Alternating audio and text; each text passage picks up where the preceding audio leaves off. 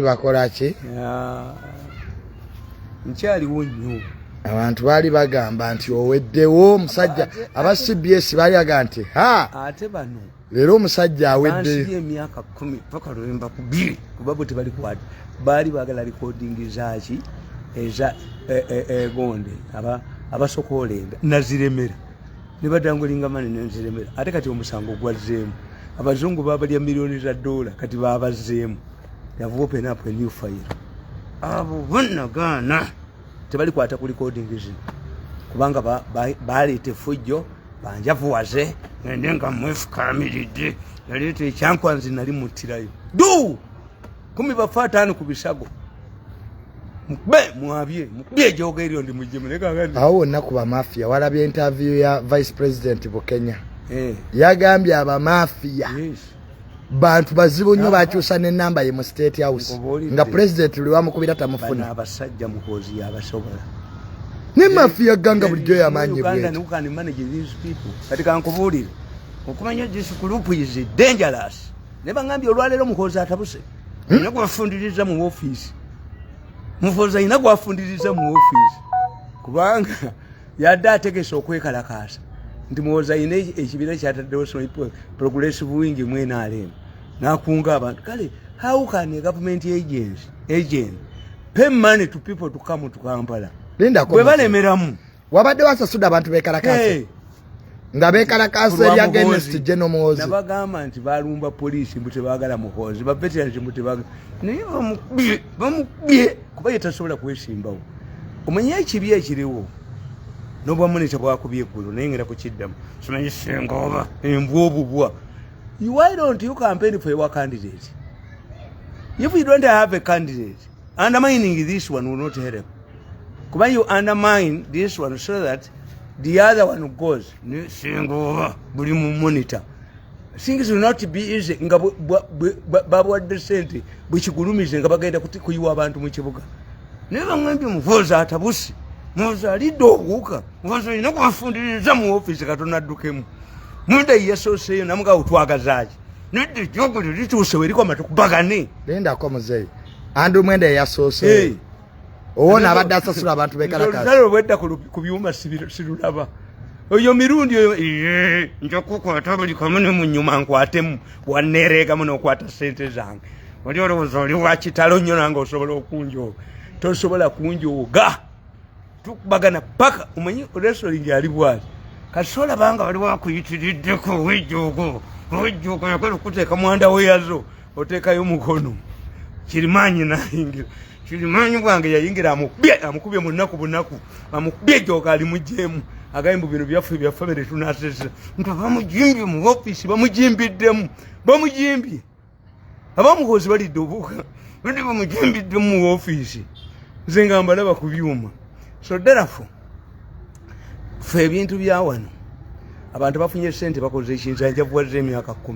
naye njamulabako ngadduka nja kumulabako nga kubiddwa bamubye mu nnyonyania ajja kwenera emirundi 9 dudu ekyokola mugwe mu mutwe anti batandise omufataafata ensi yamutamwa kubanga tasobola nokuwayo linnya lye kati mafiya ganga yo tell you how this mafiya ganga is dangerous. Kazimba akibisobola namugamba nti ojja kugenda bubi okusinga Ntagali kuba n'Entagali yali waabwe. These people crop you up. You think they are good people. N'Entagali yali waabwe. Ntagali n'atunda billioni 7 Entebbe. Waliwo kano k'ennyoni kazibbawo. Ntagali nga bamutega omukazi. Kazimba will go in a bad situation. You look at him. Kazimba has been their ally. Bafana yekibuka bannankabi bamwezingako mbate Kazimba atya nnyo mukazi we mwe bayita manya aloni erina mukazi we yatunda emabega bwoti kasooki omukazi ng'akuyitira bamutwalako ne Germany ne bamujjanjaba okumenya bamafiya bayitire mu moneta w'eggulu bakubye Kazimba katuuni ng'ayina emmotoka mpya bagisaanikidde bwebali bagisibye ne gundi ng'owamawulire amubuuza nti owaayo owagera ebya World Bank fe tulina okubeerawo ensi etambule kati Kazimba bamumaze sipiika ne bagenda mukuba Mwene togenda kulaba a series of negative articles. Eri speaker. Bagembu is emotional. Omanyi mwe kye mutamanya Museveni musajja mugezi. Museveni bwe bamuleetera etteeka. Eryebisiyaga. Bano baatulira mu birala. Owegandula kazimba ye ng'anoonya ekkanisa bagisasule. Ow'ekirevu mumaje nga yanoonya nti abusiramu babusasulire ssente. Kakati Museveni ekola naye 14 years.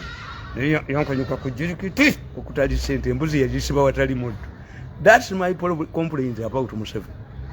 Bamuteekako nnyo pressure navumye mukazi w'ekiki nkono atya mwinako data kukusokoola enda era taligifuna tajja kugifuna nakana kalina omutwe ogwo kalinga ebbulo n'okukuba amannyo nga bati atezesa abakwata kandiko n'oyo n'abakwata naye kandiko akubiddwa tannaba nekyo ne mukyuma kandiko erinnya lye teriyitamu kati jeno kandiho ye bakyamukuba nenkugamba nti Museveni agenda okwaseesinga nga ssente ezisinga obungi eziva mu World Bank babbanzi. Yes. Ono abadde ayina ssente ng'ajooga ensi yonna olunaku lumu baamukwata ng'amakampuni 50 agali Ministry of Education gonna gage. So president yakitegeera nti ssente za World Bank babadde babbanzi be was for a purpose. Kajina would be complaining. Why is Kagina quiet? Museveni katonda amuyamba ategeera ssente zirwanyisa Museveni nezirwanyisa mutabani we ziva mu gavumenti. Much of the money is stolen. Ate bo balina network nti andaleke Muhoozi bagenda ne bajooga ensawo n'asonseka bona nabaniako gavumenti etambulira mu lugosirwe gavumenti yagifuula lugosi etambulira mwanda weyaze yakuba buli muntu yenna nakubaba akadaga nakuba nakyobe nga nabakubidde akatambi kannakyoba aliyingira ettaka muli mulaba bwadduka ng'abantu bamugoba kakati buli bantu bonna gavumenti yagiwamba ekiri mu Ministry of Education bwe bali kikeberako miyinga alifiira mu kkomera kubanga bo baga yes is a Uganda like any other Uganda. No, is not a Ugandan. Nti Karugira ze mu court. Karugira cannot come to court. Nti era gundi olutalo film era mwana wamwe yagikoze mumuliga bakochi. Tekisoboka kubanga byonna tikafeche. When your family expands, president asobola. Kakati Kazimba laba bakuba. His former allies are now targeting Kazimba. Bamukubye mu katuni. Why? These people have realized Kazimba said, supported Museveni. Let us reduce abafiirawo bamukubiddewo Kazimba. Bamukubye. Mafiya ya wano teina aba allies. Mafiya ya wano terowooza ku future. Tugamba nti mbakoledde nnyo emyaka 15 nkoledde Museveni nemmange ne bamukuba. Mafiya tujubulire ebyo. Nebo Kenya kyadayogerako Mafia tuyize jibuli. I was explaining. Ti Mafia bakulanga obuwala nebo kishinga Bukenya nebo mujja mu buntu bulamu. Ngambabazi yebista gentleman. Honorable Mbabazi yamulwanisanga. Bamukuba Bukenya. Ngabamwogeza ebyobusiru nga yita ekimanyi. Monitor yamwogezanga ebyobusiru makoga nani na kana korubindi kamuyinflating. I told Kataga, Nemugan this command, new vision is inflating you. Honorable Kenya. Nakamala Kali Kufote, a woman Museveni. Mubachu sang a semi-younger president wa Munonya Tamufuna. I didn't know Rabba Bicola. Mubachu Samu, let me tell you, even me. Museveni about Danjagala, a rat take out. The man is Centers and Rabazi Bayo, Centers Assembly of Azibi, Co, Police Prefect Secretary, Omona. Are you use it, you not use that money. Whatever you are doing, send as if. Nkukubejo kondi kumalira muddola mulenzi gwe obonze tanze tabali kutta nobali kubane bakwaso omutwe tetushakweka kakati kazibwe omwenche bamukola special wandira kazibwe former vice president ngamugamba kazibwe tie tula mu office yanga abantu bakutie sit in my office kazibwe ngatula mu office ya Museveni mwenche bamukola ba mafia bagende mulako ne bajjayo pads eziwunya nga buli Museveni lwantalola mu office muba muwunya ne baga nti omukazi oba yalwala kikulukuto kazi bwe naganza omukazi omukadde atakyagera era byamukuba naye obusungu ensi bwe bayinako bana mwe obusungu ensi bwe balina ku kyobula batya Muhoozi balina kudduka Museveni bwadduka bwavaawo without power they cannot remain here fedde be bajozi okubakwata obukwasi ne bamusokolamu ebyenda ne babakuba ne babattira wano. This is the battle. Uganda's succession is unlike other successions. These people fear. Yolowooza mbu yakitwala omukazi tutwale ne power ng'okijjawa bantu bakuba okyoziba ne bakuba n'odduka ng'olowooza nti Muhoozi musiru.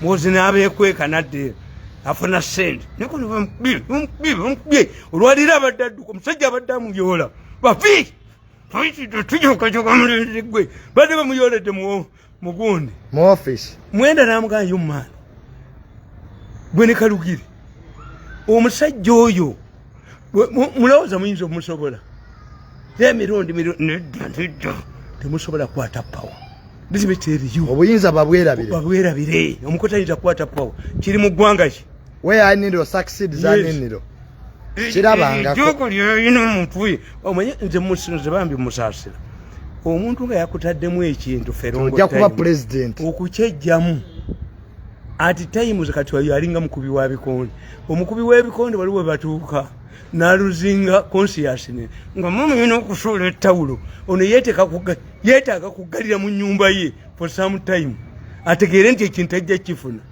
otherwise ajja batawaanya nnyo family ya Museveni ejja kutawaana eswale nti what if you are arrested abantu bweyagala okuyiwa mu kibuga bwe balemeramu abadde akuyiwa abantu mu kibuga yes bamafiya abanuupu lwe beekalakasa babakuba ennyo nuupu yali teyagala kwekalakasa oyo kandiko bwe batula n'oyo omulenzi ne bawandikira Museveni ekifu statement yenfu intelligence report yenfu nti nuupu yagala kwokya kibuga ekitaaliyo to drag into the army era nga banoonya Muhoozi naye politics ono eggwanga linasigalawo we shall be worse than genocide in Rwanda. Toyinza kunoona amakulu gange nonjavuwaza nga bwali olya sente z'okusokolera saaliyo. We are very bitter people. This country will be worse than Rwanda genocide because Rwanda we are incited. Do you need to incite me? Omusajja mutwa munyabwenyezi. Do you need to incite me? And after working for Museveni for 14 years, he chased me like a dog. No busungu mu ggwanga lino bungi nnyo nga teriyo musanyu. Nojoka kadaga, nojoka no choba amoninga bawe. N'otambula nsibo n'otambula. We shall be worse than Rwanda genocide. If we don't get an intervention of a sober man like Muhoozi, tulibafunga Museveni against. Mujja kulaba okulisinga n'obusungu buli wano. N'owamba ekibanja ky'omuntu, n'omugobyako mulimu, n'omusibisa mu kkomera. Nti omusajja nga Sebuufu ali mu kkomera newe yakolera nga muzimbya w'ekizimbe mu abaana bammwe bali.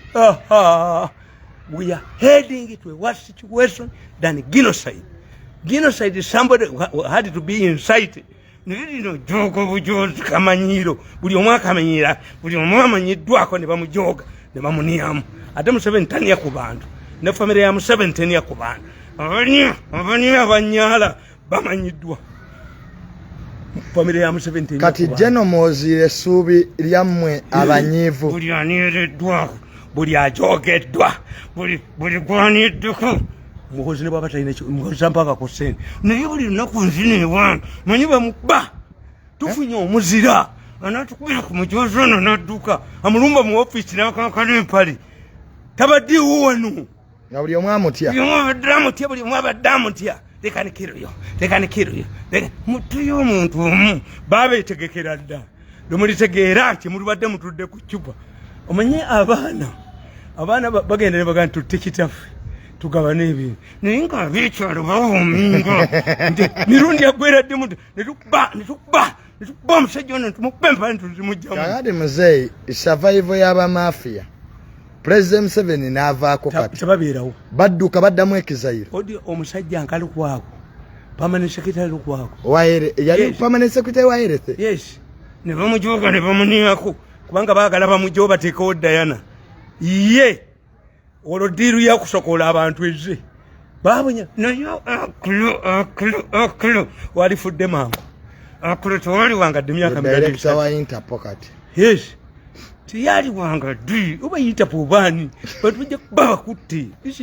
This is in self pogundi. So kati 226 nibamukuba nibamujjawo atenza abo bali kwagomba sasira bamitima nze sobola gendayo toyinza kudda mu government nja kubebera kamu mpade neno nenga tozze sikola mu ya Muhoozi naye ne limwania muze ne bakuwa bwa minister to sikola ku government ya Museveni ne bakuwa bwa minister. What I want from Museveni, I ask him if he is considerate kumpa sente kugenda kwekolera waffe olitayalinge. He considers the 15 years I worked for him and the sacrifice my man made. Museveni mwagala sibula tayinza kumpa mulimo gwonna tesobola amafiya government bajiwamba. Museveni does not understand these people tabategeera ne Bukenya bwe yagamba. Yes sibagiranye nnyo abeesiga nnyo naye ate nga be batabuzi. Yes bagina wet bali kwatira wano kubanga omubbi waggula oluggi ne luteggula ayina kutema bayina kudduka babajoza abantu bangi olaba bwagala n'okunia ku Muhoozi omwana we waka nti abakobania ku Muhoozi balwanisa general abako nalebye Salimu Salaamu gamba yabadde atuteyo basabusikoleya baki ewasale namuga nti atuli muddayire mafenda Museveni bwayagala akoma oba batayagala kotwa naye ekyo bwa president kola sente gundi ekyo bwa president kikugalantingako bonna bamugambye yatamiira ajja kumala kubba terere amateeke mulayini omanyi omutamiiro. So president Museveni ayinza okudda ayinza obutadda. Yes nalabye ababaka bonna ab'NRM bagamba nti MK bayinza ogisupportinga ye future atona ajjayo omutwe akabeNRM ebo yali alimba mbwe yitiye mu parliament era n'oyo omukazi kati bagenda mukuba bagambye amateeka galeeta his emotion alayi waabwe olanya was there alay ne speaker like yakasala ddi nadduka nabulya sezalawe salawe nakujoga salawe nakajuka kujirikiti sezalawe nakufuula embwa naye nga Museveni is fed on the wrong information. I even suspect the name Baba was wrong information. Nekayibula was abakoledde nga yekukumi yanu munyabugaga buli abakoledde musasula nagisi. Tell me one person eyali abakoledde ne bamusasula bulungi honorable. Buli omu yenna kumwonoona buli omu yenna agenda muonoonyi ate ogamba abonoona bangi ali omu ayonoona abantu abaniyako abanya ali omu so kati nagisiye ali musajja ogwo mpaka lwaginiedde ku Muhoozi kati General Muhoozi enyuma fumula ku Muhoozi ofumula jana enyuma ofumula enagisi ku Muhoozi kakube akutujjirewe lyuli ali ddogo twataka Muhoozi they acted under the influence of witchcraft. Who can allow you twataka omwana we waka n'abaana bennyini n'abantu baga nti omukazi okujja n'asikira. You incite the population. You incite the population. You incite buli omu yenna akwata nkoni buli omu nedde ejjoogo liyitiridde mwana bamujoze nnyo ejjoogo liyitiridde banyamubakubi aterere naye kyendabye olwaleero ku byuma nga bamukozi bamudumbye bamuyuyayuya tajja baddamu badde bamuyoddewo bagumikiriza ekimala mwenda yamusooseemu mwenda n'amunyonyola tegundi otakudde nnyo Muhoozi otuuse we shall do it he reformed badde bamusitudde bamuzi ku byuma kwendabye badde bamuyodde nagamba Mirundi nze nkubanja ekintu kimu sente zange niwe buli badde tolikwata ku recording zange kale tugenda ne ba mafiya gwe tembategeera ba mafiya ba mafiya kati kazimba bagenda mukuba nogane ne speaker bagenda mukuba Muhoozi babadde bategese bagenda kuloncheka bakiyita progressive simanyi wing of the movement nga bagenda kuleeta nabali abanupu be babaleeta they were paid for 5,000 sibali si Bobi Wine bamanya nako nenga bwe bagala to drag the military nakakati rabadde bagala to drag the military kubanga abantu bajja kutegeera oba Museveni oba mutabaniwe kali balyanaho ne batesa Museveni sezala waabwe bamutwale mu ICC abaana batuleetera abaana bawala basomba Museveni bamuleetera ttiimu babaagala nnyo abakoya baagala nnyo omukosi mwana fe Buganda tukugamba omukota aba mwana wo omukozi mwana bakulimba omukota aba mwana omukozi mwana fa baganda betukugamba si wa family omukadduka buddusi abasadamu badduka bakoddomibe abagadafi badduka buddusi nawana nga kyaguddewo omulaba akutte akaato ave Tanzania abana ba Museveni abasadamu bani abafa ku Saddam abakote badduka abako badduka ne abana bani batte Libya abakote badduka abana ba Gaddafi beba waliwo ensi ebaddemu obutabanguko ne batanoonya baana bo baana ba president oyo era banoonya era nawandika akatabo nenga nti Museveni alagajjalidde omwana we kani Muhoozi bikamwe Muhoozi. If people can humiliate you in your father's government, what will happen if they take power? Muyoli nga bobadde muyodolwale muyoli ensapu ne ku mirembe muyoli abadde muyoledde mu ofiisi basajja bagenze nga mbalaba ku byuma muntu yasoose ensaawo tunaasulira